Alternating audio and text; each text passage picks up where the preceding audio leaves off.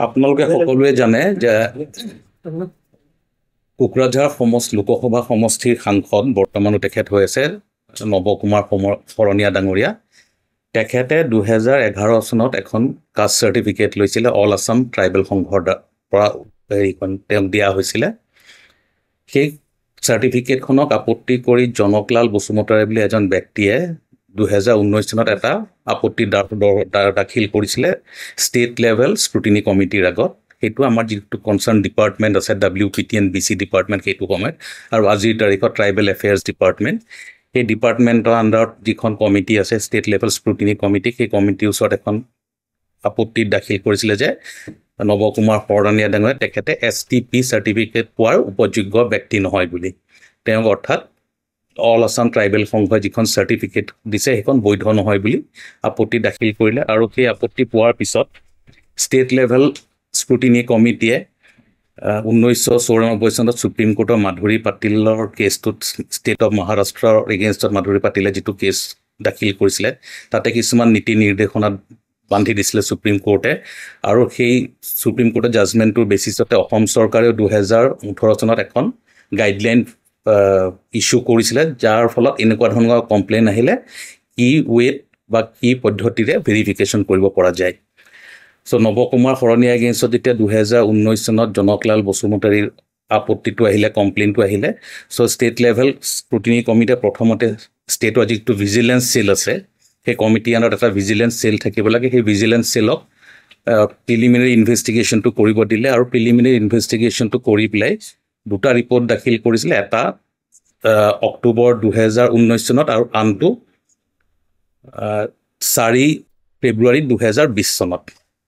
এই ভিজিলেঞ্চ চেলৰ কমিটিৰ ৰিপৰ্টটোত Nabakumar Saraniya schedule caste STP নহয় বুলি ৰিপৰ্টটো আহিলে, আৰু সেই ৰিপৰ্টটো পোৱাৰ পিছত ষ্টেট লেভেল স্ক্ৰুটিনি কমিটিয়ে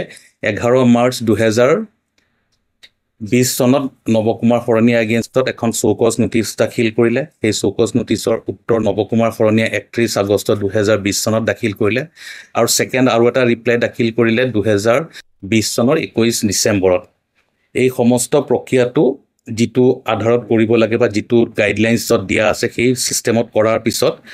12 জানুৱাৰী 2024 চনত ষ্টেট লেভেল স্ক্ৰুটিনি কমিটিয়ে তেওঁলোকৰ ফাইনেল অপিনিয়ন বা তেওঁলোকৰ যিটো জাজমেণ্ট সেই জাজমেণ্টটো পাছ কৰিলে, য'ত কোৱা হ'ল যে নৱকুমাৰ শৰণীয়া বড়ো কছাৰী নহয়, অৰ্থাৎ তেওঁ চিডিউল কাষ্ট STP চাৰ্টিফিকেট পোৱাৰ উপযোগ্য ব্যক্তি নহয় বুলি এটা অপিনিয়ন দিলে। আৰু সেই অপিনিয়নটো দিয়াৰ পিছত 20 জানুৱাৰী 2024 চনত নৱকুমাৰ শৰণীয়াৰ যিখন কাষ্ট চাৰ্টিফিকেট ইছ্যু কৰিছিলে 2011 চনত সেইখন কেঞ্চেল কৰা হৈছিলে। যিটো অপিনিয়ন দিলে 12 জানুৱাৰী 2020 চনত, সেই অপিনিয়নটোৰ এগেইনষ্টত ষ্টেট লেভেল কমিটিয়ে দিয়া অপিনিয়নটোৰ এগেইনষ্টত নৱকুমাৰ শৰণীয়াই 4 মাৰ্চ তাৰিখত গুৱাহাটী উচ্চ ন্যায়ালয়ত এখন ৰিট আবেদন দাখিল কৰিলে, আৰু সেইখনৰ শুনানি যোৱা আমাৰ বিহু বন্ধ হোৱাৰ আগে আগে 10 আৰু 11 তাৰিখত শুনানি গ্ৰহণ হ'ল, আৰু আজি বিহু বন্ধ খোলাৰ পিছত উচ্চ ন্যায়ালয়ে আজি সেই ৰিট আবেদনখনৰ ওপৰত যিটো শুনানি হ'ল তাৰ আজি ৰায়দানটো কৰিছে। এই ৰায়দানটোত এইটোকে কৰিলে মাননীয় আমাৰ যিজন মহামান্য জাজ আছে শ্ৰী সঞ্জয় কুমাৰ মেধি, তেখেতৰ কোৰ্টত আজি জাজমেণ্টটো ডেলিভাৰ কৰিছে ৰাতিপুৱা 10:15, আৰু এই জাজমেণ্টটোত নৱকুমাৰ শৰণীয়াই যিখন ৰিট আবেদন দাখিল কৰিছিলে সেই ৰিট আবেদনখন খাৰিজ কৰিছে। অৰ্থাৎ নৱকুমাৰ শৰণীয়াই কোনো ধৰণৰ গুৱাহাটী উচ্চ ন্যায়ালয়ৰ আজিৰ তাৰিখত কোনো ৰিলিফ নাপালে, আৰু তেওঁ আমাৰ ষ্টেট গভৰ্ণমেণ্টৰ যিখন ষ্টেট লেভেল স্ক্ৰুটিনি কমিটি আছিলে সেই কমিটিয়ে যিটো অপিনিয়ন দিছিলে 12 জানুৱাৰী 2024 চনত আৰু কেঞ্চেল কৰিছিলে 20 জানুৱাৰী 2000 চনত, এই গোটেইকেইটা ডিচিশ্যন আপিল কৰিছে, অৰ্থাৎ বৈধ বুলি ঘোষণা কৰিছে। আৰু লগতে উচ্চ ন্যায়ালয়ে এইটোকে ক'লে যে নৱকুমাৰ শৰণীয়াৰ যেতিয়া কমপ্লেইনটো পোৱা গৈছিলে তাৰ ওপৰত যিটো এনকুৱাৰী কৰিছিলে ষ্টেট লেভেল এনকুৱাৰী কমিটিয়ে, সেই কমিটিয়ে যিখিনি নিৰ্দেশনা দিয়া আছে সুপ্ৰিম কোৰ্টৰ হওক বা অসম চৰকাৰৰ ডিপাৰ্টমেণ্টেল গাইডলাইনছ আছে, সেই গাইডলাইনছখিনিত কোনো ধৰণৰ ভায়লেশ্যন হোৱা নাছিলে, কোনো ধৰণৰ নৱকুমাৰ শৰণীয়া এগেইনষ্টত বায়াছ ডিচিশ্যন লোৱা হোৱা নাছিলে, তেওঁক উপযুক্ত সুবিধা দিছিলে তেওঁ নিজৰ কেছটো দাখিল কৰিবলৈ বা নিজৰ পক্ষটো আগবঢ়াবৰ কাৰণে। সমস্ত তেওঁৰ under the principle of natural justice যিখিনি সুবিধা পাব লাগে গোটেইখিনি সুবিধা দিয়া হৈছিলে। অৰ্থাৎ আমাৰ যিটো ষ্টেট লেভেল এনকুৱাৰী কমিটিয়ে এনকুৱাৰী কৰিলে তেওঁৰ এগেইনষ্টত, সেই এনকুৱাৰীত কোনো ধৰণৰ খুঁত উলিয়াব নোৱাৰিলে, আৰু তাৰ ফলত গুৱাহাটী উচ্চ ন্যায়ালয়ে আজি আমাৰ ষ্টেট গভৰ্ণমেণ্টৰ যিটো ডিচিশ্যন আছিলে তেওঁৰ চাৰ্টিফিকেট কেঞ্চেল কৰাৰ লগতে তেওঁক বড়ো কছাৰী নহয় বুলি কোৱা যিটো অপিনিয়ন এক্সপ্ৰেছ কৰিছিলে সেইটো আপিল কৰিছে। ইয়াৰ ফলত আজিৰ তাৰিখত নৱ কুমাৰ শৰণীয়াই এই জাজমেণ্টটো যেতিয়ালৈকে বাহাল থাকিব, হয়তো তেওঁ ওপৰৰ কোৰ্টত যাবও পাৰে নাযাবও পাৰে, মই সেই বিষয়ে নাজানো, কিন্তু আজিৰ তাৰিখত এই জাজমেণ্টটো দিয়াৰ পিছত নৱ কুমাৰ শৰণীয়া ডাঙৰীয়াই কোনো ৰিজাৰ্ভ ছিটত তেওঁ গৈ কণ্টেষ্ট কৰিব নোৱাৰিব। তেওঁ যিহেতু কোকৰাঝাৰ এটা ৰিজাৰ্ভ কেটেগৰীৰ ছিট হয়, সেই ছিটটোত তেওঁ 2014 আৰু 2019 চনত লোকসভাৰ কাৰণে নিৰ্বাচিত হৈছিলে। কিন্তু আজিৰ তাৰিখত যিহেতু এতিয়া আকৌ সমাগত ইলেকশ্যন আহি আছে, কাইলৈ হয়তো সেই সমষ্টিৰ last date of filing of nomination আছে, কিন্তু এই জাজমেণ্টটো আজি দিয়াৰ পিছত এইটো অন্য কোৰ্টত যেতিয়ালৈকে লৈ যোৱা নহয় বা এই জাজমেণ্টৰ ওপৰত যেতিয়ালৈকে ইণ্টাৰফিয়াৰেঞ্চ নহয়, নৱ কুমাৰ শৰণীয়াই কোকৰাঝাৰত এটলিষ্ট ইলেকশ্যন খেলিব নোৱাৰে। আৰু উচ্চ ন্যায়ালয়ে আজি বৰ্তমান খুব গুৰুত্বপূৰ্ণ অপিনিয়ন দিছে। এটা খুব গুৰুত্বপূৰ্ণ অপিনিয়ন এইটোৱে যে নৱ কুমাৰ শৰণীয়াক যেতিয়া চাৰ্টিফিকেট দিছিলে অল আছাম ট্ৰাইবেল সংঘই 2011 চনত, কোনো ধৰণৰ কোনো কাগজ পত্ৰ নোহোৱাকৈ, কোনো ভিত্তি নোহোৱাকৈ, without any evidence, without any materials সেই চাৰ্টিফিকেটখন দিয়া বুলি কৈছে। লগতে এইটোও কৈছে যে নৱ কুমাৰ শৰণীয়া নিজৰ 41 বছৰ বয়সলৈকে কোনো ধৰণৰ চিডিউল কাষ্টৰ বা চিডিউল কাষ্ট প্লেইনছৰ চাৰ্টিফিকেট লোৱাৰ কোনো ধৰণৰ তেওঁ কোনো তথ্য পাতি দিব নোৱাৰিলে, আৰু কোনো তথ্য নোহোৱাকৈ সেই চাৰ্টিফিকেটখন দিয়া বুলি গুৱাহাটী উচ্চ ন্যায়ালয়ে আজি অপিনিয়ন এটা এক্সপ্ৰেছ কৰিছে।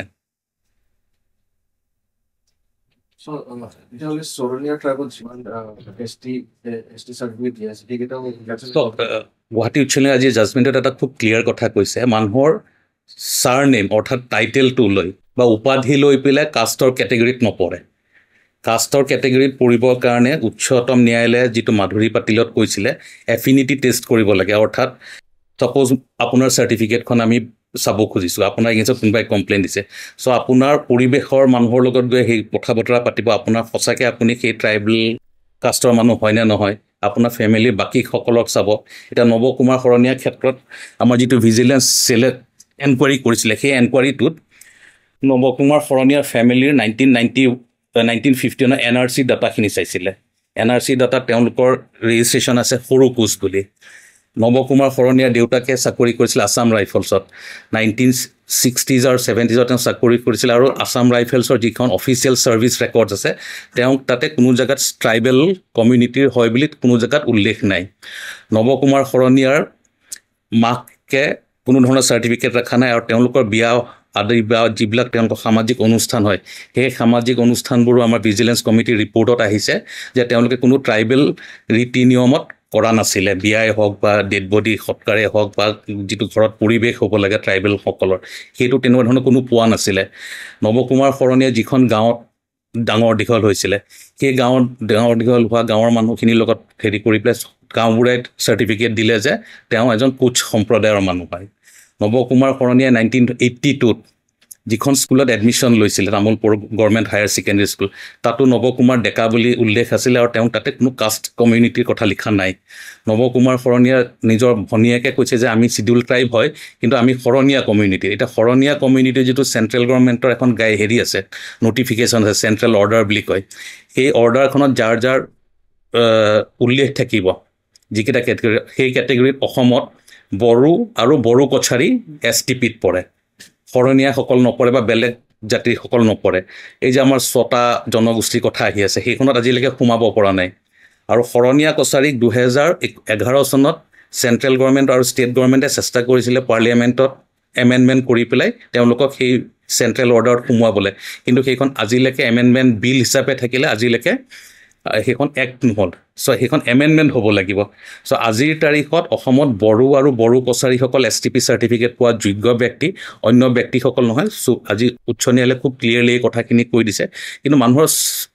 উপাধিৰ ওপৰত কাৰো কাষ্ট ক্লিয়াৰ কৰি হেৰি কৰিব নোৱাৰে, নিৰ্ধাৰণ কৰিব নোৱাৰে।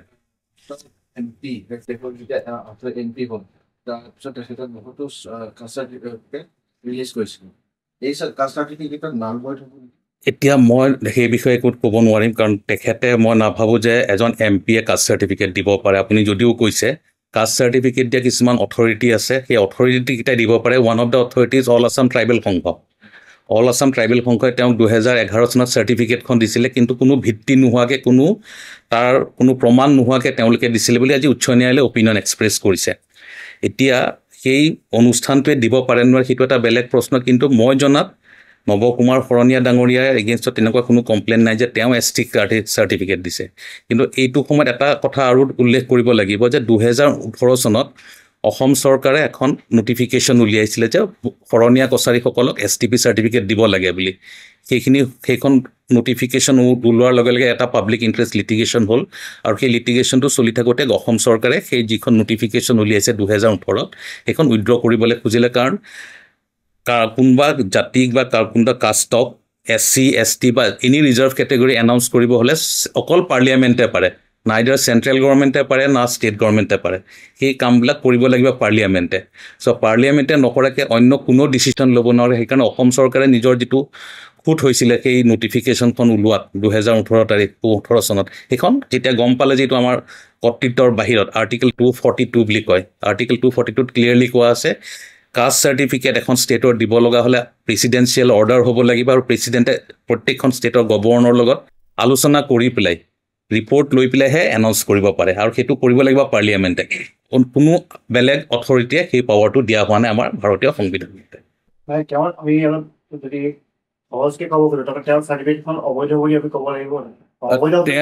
তেওঁ যিখন চাৰ্টিফিকেট দিছে আজি গুৱাহাটী উচ্চ ন্যায়ালয়ে এটা খুব ক্লিয়াৰ লাইনত কৈছে মই আপোনাক কৈ দিছোঁ There is another aspect which has intrigued the court অৰ্থাৎ কোৰ্টক আচৰিত কৰি তুলিছে The petitioner who is aged about 53 years and have certain educational background and obtained the caste certificate only in the year 2011 and he has contested the election in 5 number Kokrajhar parliamentary constituency in the year 2014. There is not even an iota of evidence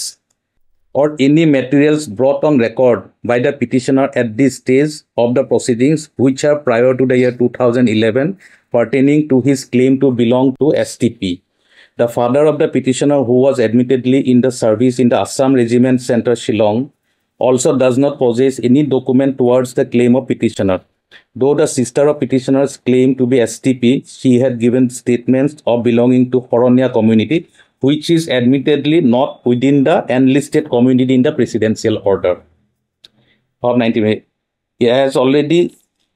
clearly held the court that the surname would not be the determining factor to ascertain the social status caste. The materials on record which are considered by the SLSC would show that there was no basis for grant of caste certificate to the petitioner on 14/10/2011. That's Sri Horonia belongs to Boro Kosari community. অৰ্থাৎ কোৰ্টে খুব clearly কৈ দিছে যে তেওঁৰ কোনো ধৰণৰ কোনো কাগজ পত্ৰ কোৰ্টতো দাখিল কৰিব নোৱাৰিলে আৰু যি সময়ত 2011 চনত তেওঁ চাৰ্টিফিকেট লয় সেই সময়তো সেই অনুষ্ঠানটোৱে কোনো ধৰণৰ চাৰ্টিফিকেট বা কোনো ধৰণৰ মেটেৰিয়েল নোহোৱাকৈ তেওঁক অকল বড়ো কছাৰী বুলি এখন চাৰ্টিফিকেট দি দিছিলে এইটো খুব গুৰুত্বপূৰ্ণ অপিনিয়ন দিছে অনাৰেবল গুৱাহাটী হাইকোৰ্টে আজি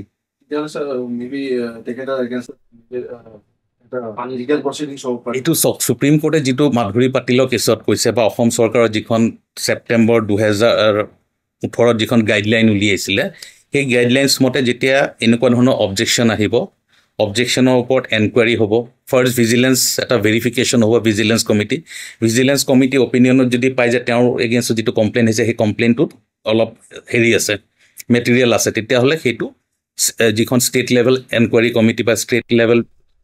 স্ক্ৰুটিনি কমিটি সেই কমিটিলৈ সেইটো ফৰৱাৰ্ড কৰিব স্ক্ৰুটিনি কমিটিয়ে তেতিয়া যাৰ এগেইনষ্টত কমপ্লেইনটো হৈছে তেওঁক মাতি আনিব চৌকছ কৰিব আৰু তাৰপিছত এটা এনকুৱাৰী হ'ব সেই এনকুৱাৰী হওঁতে আমাৰ গোটেই বস্তুখিনি খুব ক্লিয়াৰলি চোৱা হ'ল আৰু যিমানবোৰ মেটেৰিয়েলছ পালে আৰু সেই মেটেৰিয়েলছত নৱ কুমাৰ শৰণীয়াকো সুবিধা দিয়া গ'ল তেওঁৰ সপক্ষে কি ডকুমেণ্টছ আছে বা কি মেটেৰিয়েলছ আছে তেওঁ যে STP হয় সেই গোটেই সুবিধাবোৰ দিয়া গৈছিল আৰু সেইখিনি সুবিধা দিয়াৰ পিছত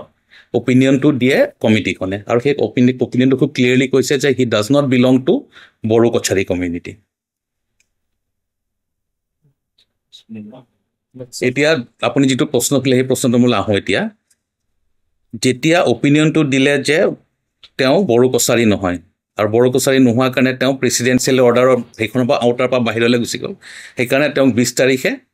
তেওঁক চাৰ্টিফিকেটখন কেঞ্চেল কৰি দিলে আৰু কনফিস্কেটো কৰিব লাগে গাইডলাইনছ মতে আৰু সুপ্ৰিম কোৰ্টৰ গাইডলাইনছ মতে আৰু আমাৰ যিখন ষ্টেট গভৰ্ণমেণ্টৰ নটিফিকেশ্যন আছে তাৰ নেক্সট পৰ্যায়টো যদি আপুনি সোধে কি কৰিব লাগে তাৰ নেক্সট পৰ্যায়টো হৈছে ক্ৰিমিনেল প্ৰচিকিউশ্যন চ' সেই ৰাস্তাটো খোলা আছে এতিয়া